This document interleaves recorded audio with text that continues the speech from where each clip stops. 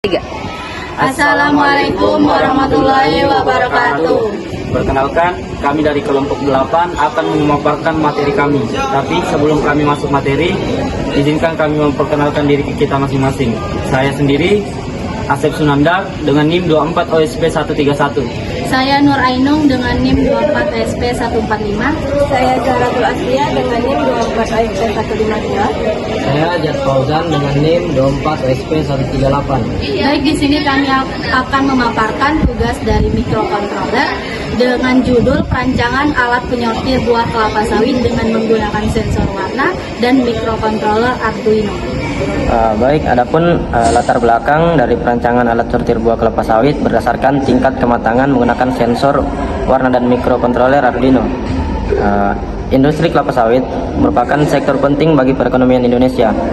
Namun, proses penyortiran buah kelapa sawit berdasarkan tingkat kematangan hingga kini masih banyak dilakukan secara manual. Pada keadaan sekarang, pekerja lapangan memiliki keuntungan buah hanya melalui pengamatan warna secara visual. Untuk menjawab permasalahan tersebut, teknologi yang ditawarkan dalam penelitian ini adalah sistem penyortiran buah kelapa sawit berbasis sensor warna yang digabungkan dengan microcontroller. Harapannya, teknologi ini dapat meningkatkan efisiensi penyortiran, mengurangi beban kerja operator, serta memastikan hanya buah dengan tingkat kematangan yang sesuai masuk ke proses produksi. Dengan demikian, kualitas bahan baku dan efisiensi operasional dalam industri sawit dapat meningkat secara signifikan. Baik, di sini saya akan menjelaskan bagian sistem. Pada bagian sistem ini terdapat 3 bagian utama. Yang pertama itu ada input, proses, dan juga output. Terdapat juga power supply sebagai sumber daya. Pada bagian sistem ini, sistem menggunakan listrik 220 VAC yang diturunkan melalui adaptor menjadi 5-12 VDC agar aman untuk Arduino dan komponen lainnya.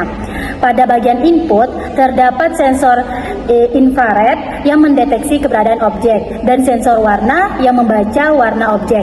Kedua data ini masuk ke Arduino Uno sebagai pusat pengolahan. Arduino menentukan kategori objek berdasarkan warna yang terbaca. Kemudian hasil pemrosesan dari Arduino dikirim ke driver servo dan aktuator yang kemudian menggerakkan mekanisme pemilah sehingga objek diarahkan ke salah satu dari 3 wadah kategori. Jadi seluruh proses ini berlangsung otomatis mulai dari deteksi, pengolahan hingga pemilahan objek. Baik, selanjutnya yaitu bahan dan fungsinya. Yang pertama ialah sensor warna TCS 3200, berfungsi untuk membaca intensitas warna permukaan buah sawit secara akurat menggunakan fotodioda dan filter warna. Yang kedua ada sensor IR, infrared atau pendeteksi buah, berfungsi untuk mendeteksi keberadaan buah yang masuk ke area pembacaan sensor warna.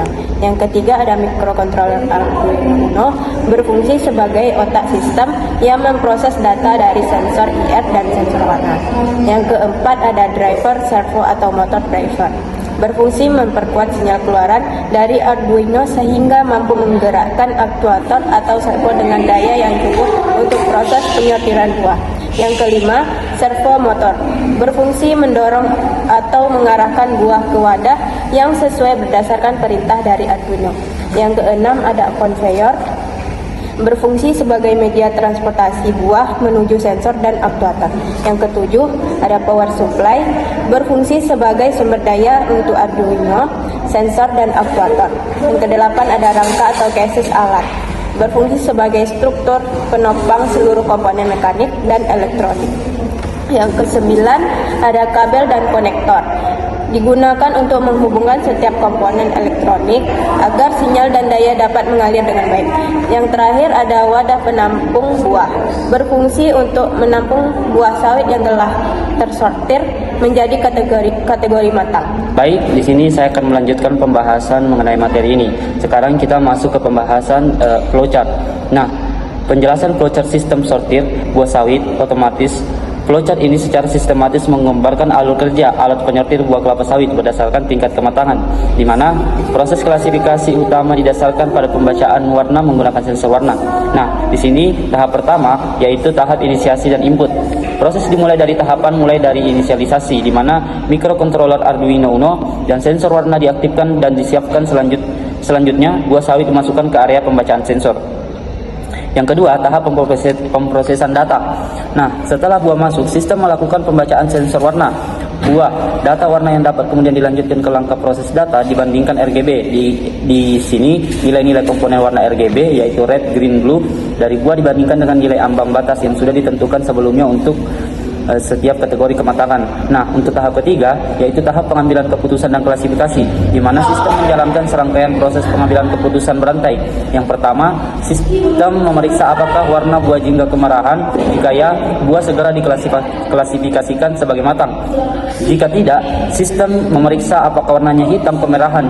Jika ya, buah diklasifikasikan sebagai mengkal. Nah, jika tidak, sistem memeriksa apakah warna hitam atau hijau. Ya, buah diklasifikasikan sebagai mentah. Nah, yang keempat, tahap akhir proses dan output. Apabila warna tidak terdeteksi atau tidak sesuai dengan parameter ambang batas yang ditentukan pada seluruh tahap pemeriksaan, sistem akan mengeluarkan luaran error atau warna tidak terbaca. Semua jalur klasifikasi matang, mengkal, mentah, atau error akan berakhir pada simbol selesai, menandakan bahwa proses penyortiran dan penentuan tingkat kematangan untuk satu buah kelapa sawit telah tuntas dilakukan. Mungkin sekian materi yang dapat kami paparkan.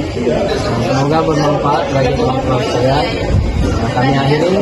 Wassalamualaikum warahmatullahi wabarakatuh.